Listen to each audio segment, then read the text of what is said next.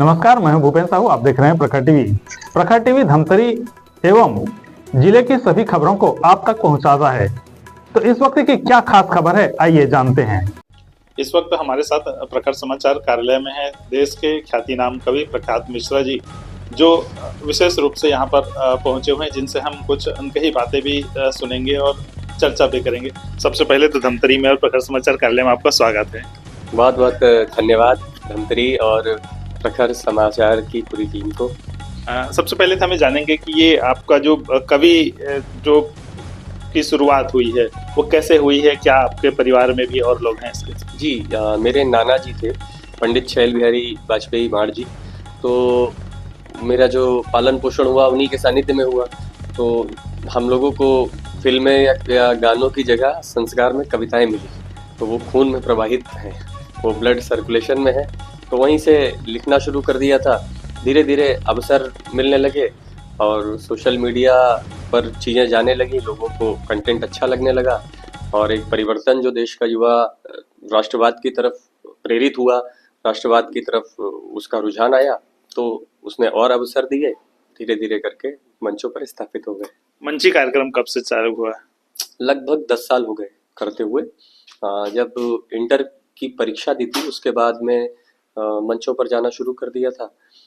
तो 1-2 साल के बड़े संघर्ष के बाद में फिर अखिल भारतीय टीम ने स्वीकार कर लिया, तो आना जाना तब से चल ही रहा है मंचों पर।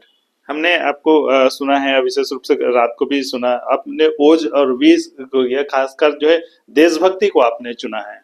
हाँ, उसका एक कारण ये है कि इस देश के अंदर परिवर्तन देश का युवा भी चाहता है, देश की जनता भी चाहती है, तो पहल कौन करे? ये बात सही है कि श्रृंगार में या हास्य में अवसर ज़्यादा मिलते हैं, विदेशों तक भी जा सकते हैं, मगर करना तो वही चाहिए जो आत्मा कहती है। और आत्मा कहती है कि जो है वीर रस को चुनना चाहिए। तो बचपन से ही ये मन में था।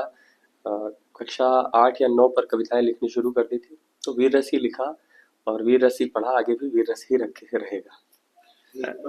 जिसको 10 वर्ष हो गया आपको मंचों पे जाते हुए।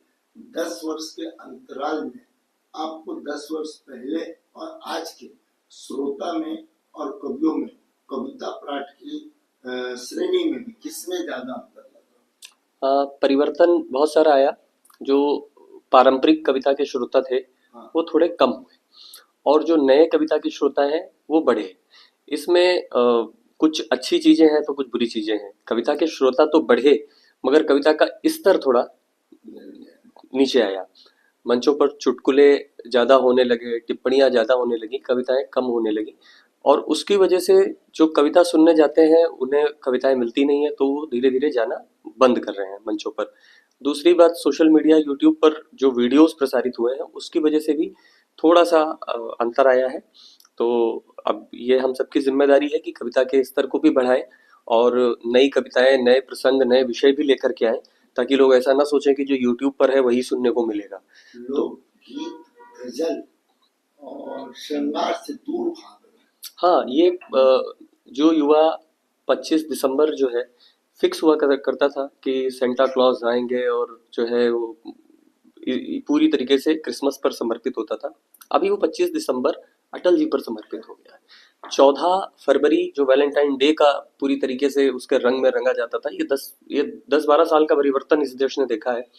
आज शायद ही ऐसा कोई जिला, ऐसा कोई गांव हो जहां पर पुलवामा के शहीदों को श्रद्धांजलि 14 तारीख को न दी जाती हो।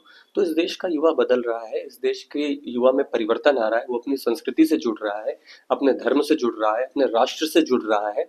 अब ये युवा वो नहीं है कि जो एक फिल्मी गाना सुन करके जहर खा करके अपनी जान दे दे। ये वो युवा है जो संघर्षों से तपना जानता है, बढ़ना जानता है, अपने सपनों को साकार करना चाहता है। हम देखते हैं कि आजकल जो सैयारा जैसे फिल्मों से लोग आत्महत्या भी कर लेते हैं और उन पर आंसू बहाते हैं, क्या ये उचित है? नहीं, ये तो देखिए मानसिक रूप से दिवालियापन है और ये इस देश के युवाओं को समझना पड़ेगा।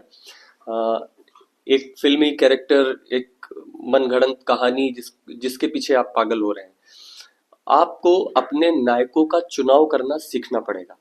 आपके नायक कोई हीरो नहीं हो सकते हैं, कोई हीरोइन नहीं हो सकती है। आपको अगर नायक बनाना है तो आप एपीजे अब्दुल कलाम साहब को बनाइए। आपको नायक बनाना है आप चंद्रशेखर आजाद को बनाइए। ये वो लोग हमारे पास ऐसे लोग हैं, चाहे अंबानी हो, चाहे टाटा हो, चाहे बिरला हो, ये आप नायकत्व के रूप में इनको धारण कर सकते हैं। ये वो लोग हैं जिन्होंने शून्य से शुरुआत की। अगर पराक्रम को दिखाया तो जेब में खाने के लिए चना चबेना लेकर के निकले तो पूरे ब्रिटिश सरकार को हिला करके रख दिया। जेब में उधार मांग करके किताबें लेकर के पढ़े और जो है धरती पृथ्वी अग्नि जैसी मिसाइलें बना करके तैयार कर दी। व्यापार में आए तो 100-200 रुपए उधार लेकर के आए और पूरे विश्व को भारत के व्यापार का लोहा मनवा दिया। देखिए, संसाधन आपके पास क्या है इससे ये महत्व नहीं है, आपके पास अवसर कितने हैं ये भी महत्वपूर्ण नहीं है, आपकी इच्छा शक्ति कितनी है, आपकी लगन कितनी है और आपने अपने नायकत्व का चुनाव क्या किया है, ये बहुत बड़ी बात है। फिल्म में आप एक सिगरेट पीता हुआ आदमी और ये सब देख करके अगर उसकी तरह बनेंगे तो आप अपने देश, अपने पिता, अपनी माता, अपने परिवार सबके साथ गद्दारी कर रहे हैं, इससे ज्यादा कुछ भी नहीं कर रहे। हमने ये सुना है कि आप इतनी ज्यादा देशभक्ति में आ जाते हैं, इतने ज्यादा समर्पित हो जाते हैं कि कुछ लोग फतवा भी जारी कर देते हैं। जी, उत्तर प्रदेश में सपा सरकार के समय पर देवबंद में कवि सम्मेलन हुआ था, कवि सम्मेलन मुशायरा हुआ था। वहां पर हम लोगों ने देशभक्ति की कविताएं पढ़ी, पर वो दौर भी इस देश ने देखा है जब जय श्री राम बोलने पर गोलियां तक मार दी गई कार सेवकों को।